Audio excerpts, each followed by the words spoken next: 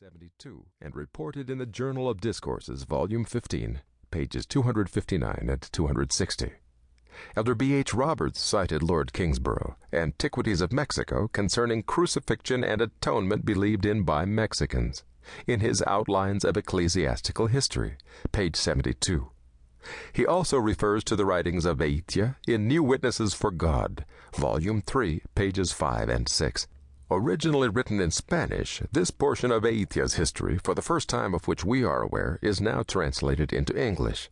The excerpt copied by Lord Kingsborough has been compared to and coordinated with the presently available Spanish edition of Historia Antigua de Mexico. This translation was done by Rhonda Cunningham, who for 22 years worked as a translator for the Church of Jesus Christ of Latter-day Saints. She has also translated for the United States federal government. She was accredited in 1981 by the American Translators Association for translation from Spanish to English. A few interesting citations in this volume are: 1. The first families in New Spain came from the Tower of Babel at the time of the confusion of tongues. A. The first progenitor of those who came to America from the Tower of Babel was commanded by the Lord to come to these lands, Mexico. B. Description of how the first settlers crossed the seas to New Spain. 2. Origin and beginning of the whole universe was the work of a supreme and only God, the Creator of all things. 3. There was a great flood on the earth from which only 8 persons survived. 4. Ancestors of early Americans had 2 arrows and used them to know if they were going to win a battle or if they should retreat. 5. The suspension of the sun for a day was recorded. 6. Great earthquakes were experienced, the time of which was calculated to have been at the death of Jesus Christ. 7. The coming of Quetzalcoatl, or Jesus Christ, to New Spain. 8. Some teachings of Quetzalcoatl included the doctrine of the Godhead and the virgin birth of Quetzalcoatl.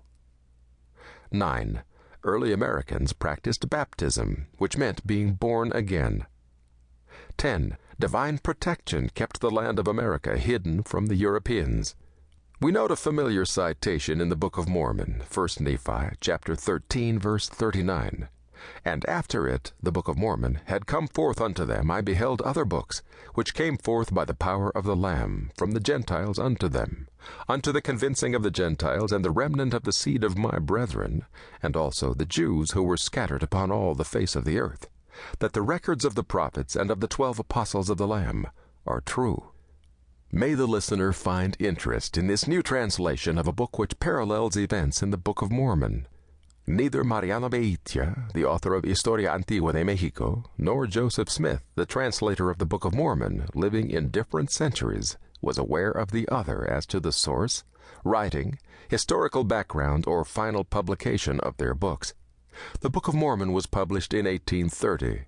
Historia Antigua de Mexico, written prior to the author's death, estimated to be in 1780, was first published in Spanish in 1836.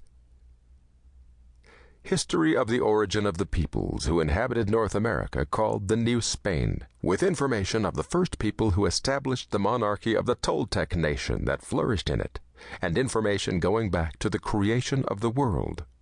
Author: the Honorable Mariano Fernandez de Echevarria y Veytia, Professed Knight of the Military Order of Santiago. About the author. This information about the author appears as the preface in the 1836 edition, which was published by C.F. Ortega. The present edition was published in Mexico, 1944, in accordance with the 1836 edition. Antonio Maria de San Jose, son of Mariano Veytia, wrote the following. Mariano Veytia was born in the city of Puebla de Los Angeles on July 16 of the year 1720. The shadows of childhood had barely started to dissipate when he discovered a great talent and dedication no less to virtue than to the sciences, and having moved to Mexico City, because of the employment that his father Jose de Veytia was a candidate for as the senior judge of the royal audience and first superintendent of the mint, on March 9, 1733, he received the degree of Bachelor in the School of Arts at the National and Pontifical University, following a public act of all philosophy attended by the royal audience. The same university conferred the same degree in law on him on July 13, 1736. The following year of 1737, this audience argued for him to take the attorney examination, and he was approved as an attorney, exempted from the time that he was lacking to fulfill the requirements set by the Lord Viceroy. He had scarcely been licensed when his father, who had many serious personal matters in the court, conferred a very ample authority upon him to take care of them. This occurred on April 6, 1737. He promptly went to Veracruz to get on a cargo ship to go to Spain. He turned 17 years old at sea, and from the first day of his sailing started to write a very instructive and curious work, which he entitled My Trips. This consisted of 2 quarto volumes, and his storyline was a lengthy and detailed diary of the degrees, heights, weather, distances, cities, villas, towns, and places where he went, and of anything curious he found of painting, architecture, and sculpture. But we were deprived of it by an unknown hand, who on the very day of his death took it from his bookcase. Once he arrived in Spain, he presented himself to the Royal Council of Castile in order to join with the attorneys of the Royal Councils, which was granted to him, and he was given the accustomed certification of membership on February 11, 1738. He immediately started to concern himself with the dealings of his commission with so much skill and sound judgment that he won them all. Now, having rid himself of these assignments, in 1738 he went to the town of Oña, where he was from, because of his paternal grandmother, who was still alive, and there they made him magistrate of the Holy Brotherhood. And so, in 1738, that town appointed him magistrate of the noble state of gentlemen. He concluded his magisterial service, and in the following year of 1739 they made him a special attorney and perpetual alderman. In the year 1740, the trustee attorney general for the mentioned noble state, and he served in everything satisfactorily. Finding himself now free of everything mentioned, he wanted to see courts. He traveled throughout all of Spain, Portugal, Naples, Italy, Rome, Jerusalem, Morocco, England, and France, but looking everywhere for monuments of antiquity, medals, coins, inscriptions, curious and rare papers, of which he made a considerable collection. So many that he formed up to 24 or 25 very thick quarto volumes, the whereabouts of which I do not know. He lived for a time on the island of Malta, under the direction of the great master of that order, and as the novice that he was, with those knights he made up to 3 forays against the Moors.